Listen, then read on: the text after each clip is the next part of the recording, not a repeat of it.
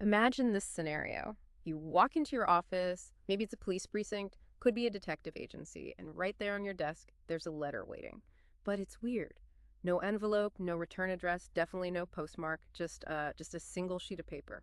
And the words on it are chilling, signed by someone calling themselves the Ghost. This isn't some prank note. It's an untraceable, really audacious challenge that somehow appeared on desks in multiple cities all across the country.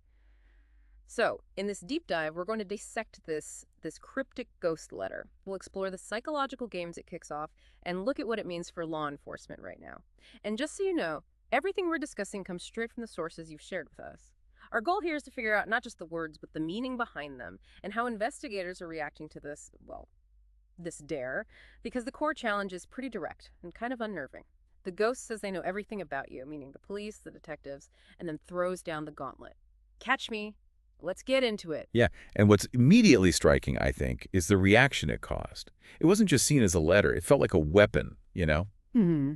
Calculated, designed to put them on the defensive from minute one. It definitely sounds like it landed hard. The letter itself, and I'm quoting directly from our source material here, says, "Ghost letter to all of police and detectives, ladies and gentlemen. This ghost, if you receive this letter, this means I know everything about you, who you are, and this is a challenge, catch me, but I'm not sure how much you are smart, but no genius like me." That's it. That's the whole message. So, based on the sources, how did that actually land with the detectives who found it? Like a punch to the gut is how it was described. But wrapped in this confusing riddle, the language is meant to provoke. That opening, ladies and gentlemen, it's got this theatrical feel to it, right? Like the ghost is performing. Yeah, almost performative. Exactly. And the claim, I know everything about you. That's a direct psychological hit. It's meant to scare, sure, but also to, like, get under their skin. Make them doubt themselves. Precisely. Make law enforcement second-guess things, undermine their confidence a bit. It's not just empty boasting. It's a strategic move to grab the psychological advantage right away. That theatrical style really does stand out. And speaking of the language, there are also some, well, interesting grammatical choices. Things like if you revise this letter or how much you are smart. What do investigators make of that? Is it just sloppy or is there something more to it? That's a really key question for the profilers. Is it genuine or is it deliberate deception? The sources point to two possibilities. One, maybe the sender isn't a native English speaker. Or two, and this is where a lot of experts seem to be leaning, they're pretending to be less sophisticated, playing dumb to throw people off. Okay, so potentially deliberate misdirection. Potentially. And a big clue supporting that idea is the word genius. Using that word is pretty telling. It suggests the sender isn't just confident, they're narcissistic, deeply so. They see themselves as untouchable, maybe even having a bit of a God complex. And while that sounds alarming, that kind of narcissism can actually be a weakness. Egos like that often lead people to overplay their hand, leave little clues because they secretly want their brilliance to be noticed. Ah, so that self-perceived genius could actually give investigators an angle, a profile to work with. Exactly. It gives them a psychological framework. What really gets me, though, isn't just the message, but the delivery. It wasn't just one police station, was it? How did they manage to get these letters to so many different places, miles apart, without anyone noticing? No trace. That's one of the most baffling parts, frankly, and maybe the most impressive, in a chilling way. Yeah. This letter showed up in multiple major cities. New York, Chicago, L.A. are mentioned. Wow. That kind of coordinated drop-off, it takes serious planning, it requires resources, and crucially, it suggests a deep understanding of how police departments operate, their routines, maybe even their blind spots. So this isn't random. They're studying their targets. It seems that way. And the methods were just invisible. No postmarks, which rules out standard mail. Yeah. No identifiable fingerprints found on the letters themselves. No security footage catching anyone dropping them off. It really was like they just materialized, appeared out of nowhere, which, you know, makes the nickname The Ghost seem incredibly Really fitting, yeah. Makes perfect sense. Yeah, doesn't it? So putting all this together, the provocative message, the possibly deceptive grammar, this incredibly stealthy delivery, it leads to the big question. Who is the ghost? What kind of person does this? What profile starts to emerge? Well, the profile points towards someone who really thrives on control Yep. and attention. This whole thing feels performative, you know? Yeah. They want law enforcement to react, to scramble to talk about them. It feeds that ego we mentioned. Okay. So the likely profile being built is someone with a high IQ, possibly, maybe even probably with a background in tech or cybersecurity. That would help explain how they avoided leaving digital or physical footprints. Age range. Any thoughts there?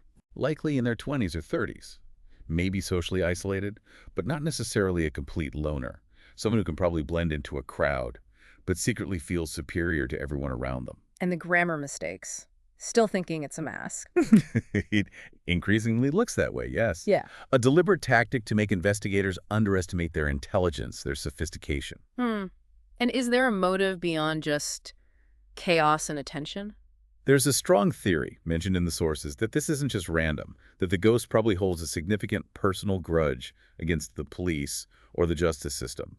Maybe they were arrested in the past, maybe they feel the system failed them or wronged them somehow, which suggests this isn't just a game for them, it's personal, deeply personal. That definitely adds another layer. A personal vendetta feels more dangerous. Yeah. But for the police, faced with something so intangible, how do you even start investigating? It sounds like looking for a ghost, literally.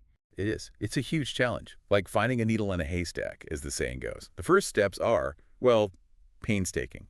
Forensic labs go over the physical letters with a fine-tooth comb, analyzing the paper fibers, the ink chemistry, any microscopic traces that might point to a specific location or manufacturer. Any luck with that so far? Not much, according to the sources. It seems to be standard, common printer paper, no distinguishing marks yet. Very frustrating. So what else? Then it's about information gathering and analysis, cross-referencing every single report from every department that received a letter, looking for patterns. Like delivery times or who is targeted? Exactly. Using data analysis, maybe even AI, to spot connections across hundreds of reports that a human might miss. And there's a strong expectation, a working theory, that someone this theatrical won't stop here. They'll escalate. That's the fear. And the expectation. Maybe another message, maybe something more direct, even a crime related to the taunt. So they're watching everything, monitoring chatter on social media, places like X, but also digging into darker corners of the internet, dark web forums, encrypted channels, looking for any boasting, any clues the ghost might drop. What about public speculation? Is it just seen as a hoax by some? Oh, sure, there's speculation out there, hoax theories, trolls. But the expert assessment based on the sources is pretty clear.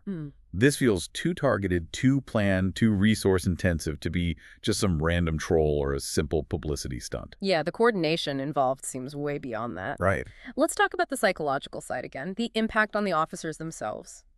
How damaging is it to have someone claim they know everything about you? Does it erode morale? And what can be done strategically? Oh, the psychological impact is massive. Yeah. And it's almost certainly intentional. It's part of the ghost strategy. It's terrifying for detectives. They're left wondering, am I being watched? Is my family safe? Are my personal files compromised? It plants seeds of doubt, maybe even suspicion within departments. That's exactly what psychological warfare aims to do. So how do you fight back against that? Coordination is key.